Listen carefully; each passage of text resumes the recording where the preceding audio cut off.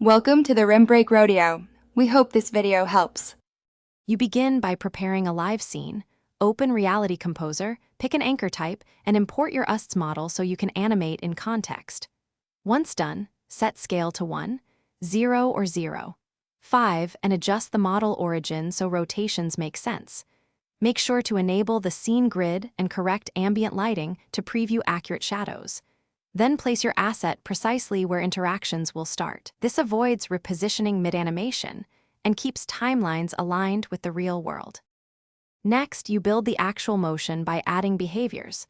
Choose sequence to string steps, action to animate one property, or a trigger to start on tap or proximity.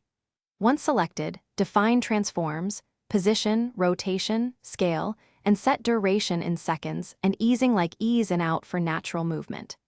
Chain actions to form continuous motion and insert small delays to stagger effects. You should test each action immediately so you can tune timing and interpolation before finalizing. Finally, you preview on a physical device to verify scale, trigger reliability, and occlusion.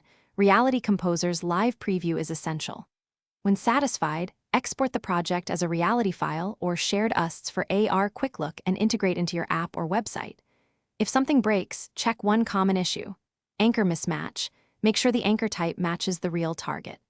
Also look for clip geometry, unrealistic timing, or missing collisions. Adjust anchor offsets, easing, or enable physics to resolve those problems quickly. Thanks for watching. Consider subscribing if we helped you.